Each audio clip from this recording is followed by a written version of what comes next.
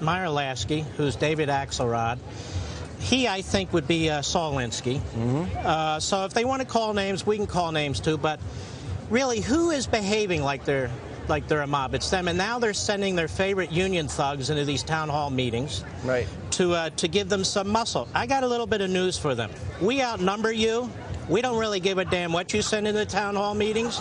We're going to keep going to the town hall meetings, and we don't want what you're trying to ram down our throats. Period. One of the things, you know what's amazing to me, because I thought this was, liberals always celebrated, they were the great defenders of the First Amendment. Never. This is democracy in action. And wasn't the President of the United States once himself a community organizer?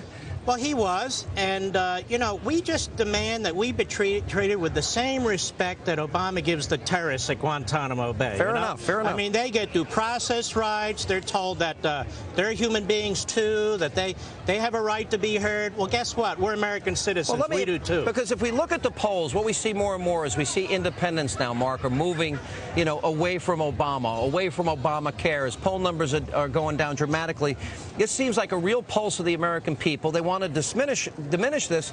It may be the Chicago way. You've talked a lot on your radio show. We've talked right here on Hannity about Saul Alinsky and this tactic. What are these tactics that they're using? Well, first of all, the tactics aren't going to work because the American people aren't stupid.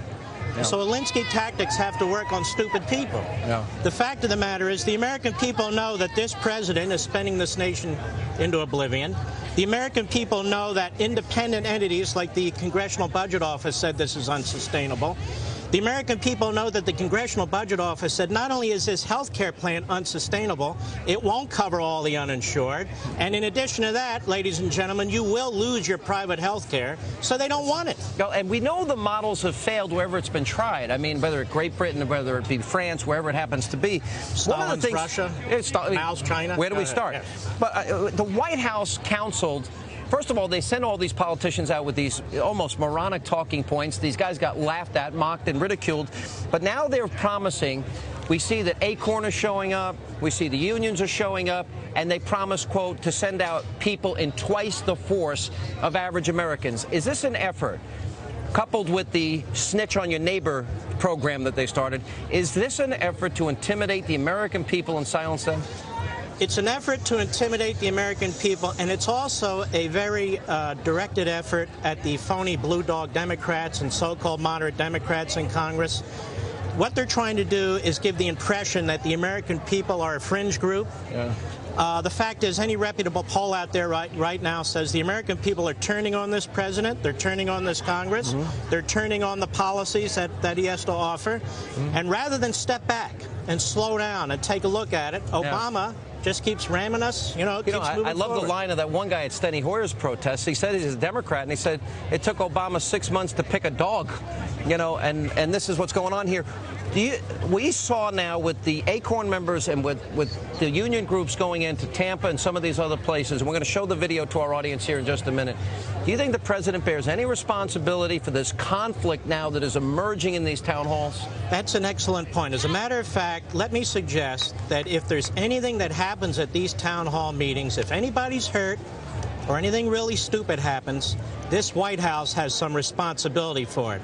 This White House is calling out its dogs. The president sent out an email to millions of his supporters. Rahm Emanuel, behind the scenes, is pushing too. So is Axelrod. If something terrible happens at one of these town hall meetings, I think the president, in part, can be held accountable. Let me ask a deeper question, because I'm looking at this crowd here. We've got young people. Oh, seriously. Pan this crowd.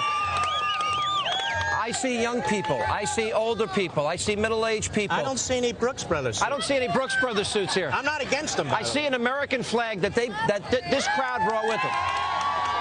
And I guess my question here is, what does it say about this president? What does it say about the Democratic Party that that they would now orchestrate attacks against Americans and smear them and discredit them and besmirch them? What does it say about them? It says a number of things. It says, number one, the president is at war with the American people politically. He's literally at war with the citizens of this country in a political sense. Number two, it says they're desperate, that they can't make their case. What Obama and the Democrats really want, and we've seen some audio on, heard some audio on this, is government-run, single-payer plan, the kind they have in the UK and Canada, because they want to steal your liberty, steal your ability to choose what doctor you have. Right. They want you to go to them to ask for a particular drug or procedure, and that's what this is all about. They want to ram this home while they can, but we're going to slow them down. Well, one of the things, though, that they're considering, the president on a call, Mark, to some of these liberal bloggers, you know, he went out there and he said, well, whether we do it or not, we'll use the nuclear option. And Chuck Schumer reinforced this past weekend, which is they'd use the reconciliation process, or at least attempt to. I don't think they're going to be able to pull it off, where they'd bypass the need for a filibuster-proof Senate vote. You know what that means? What? That means that they can't even keep some of their own Democrats. No. They make that move to avoid that procedure, to bring this illegitimate rule into the Senate in order to get around members of their own party. Yeah. And this is what people need to understand. The radical left, the Saul Alinsky, Barack Obama element is in control of your party. All right. And it doesn't matter if you're a moderate Will the Blue Democrat. Dogs cave in the end, or will they go with Obama? Will the Blue Dogs listen to the people, or will they listen to Do I Obama, look like Pelosi? Gene Dixon? I don't know what the hell they're going to do. But I don't trust them. I think the people who are in their districts need to keep the pressure on and make it very clear. This is the seminal moment, and if you vote for this, we will campaign against you, and we will defeat you. Great one. Congrats. 12 weeks, #1 on the New York Times. Thank you. And when we come back, Colonel Oliver.